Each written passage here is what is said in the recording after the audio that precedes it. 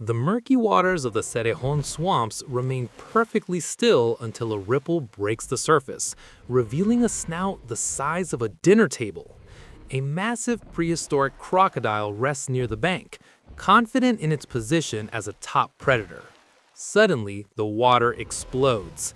A coil of muscle thicker than a human torso lunges from the depths, wrapping around the crocodile with the speed of a whip and the force of a collapsing building.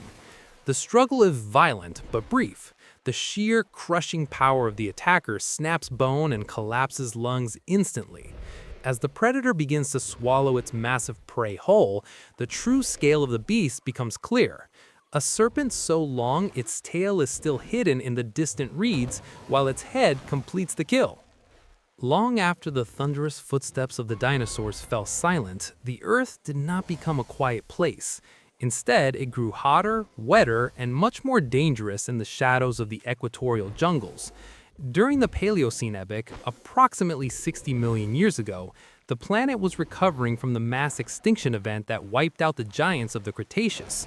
In this transitional world, a new king rose to dominate the humid waterways of South America. This was Titanoboa cerrejonensis, a creature that redefined the limits of vertebrate biology.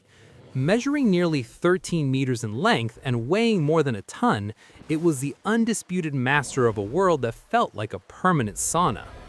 The secret to the Titanoboa's staggering size lay in the thermostat of the planet. During the Paleocene, atmospheric carbon dioxide levels were skyrocketing, creating a global greenhouse effect.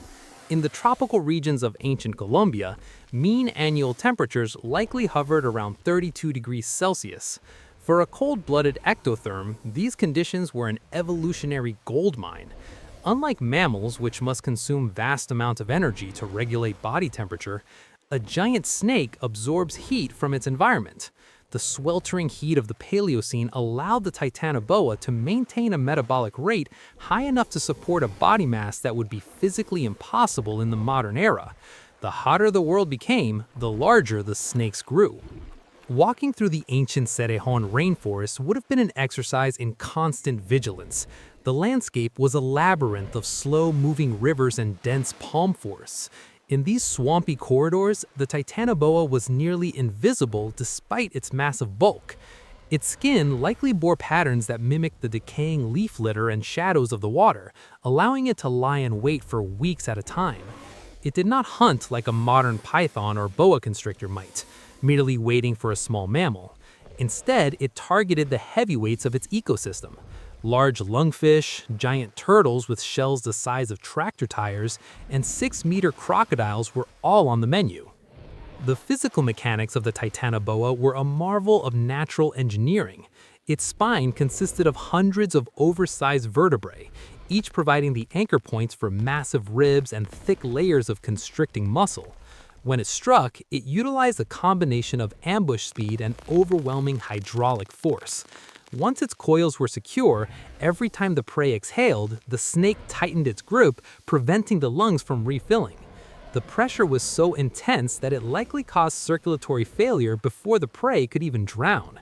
Once the struggle ended, the snake's highly flexible skull, equipped with rows of recessed needle-like teeth, began the arduous process of walking the meal down its throat. However, the reign of the Titanoboa was tied directly to the very climate that created it. As the millennia passed, the Earth began a long, slow cooling process. The extreme tropical heat that had fueled the growth of 13-meter serpents began to fluctuate. For a creature that required such specific environmental conditions to maintain its massive metabolism, even a slight drop in global temperature was a death sentence. The swamps began to change, the prey shifted, and the giant could no longer sustain its enormous caloric needs or its internal heat. Slowly, the shadows in the water grew smaller.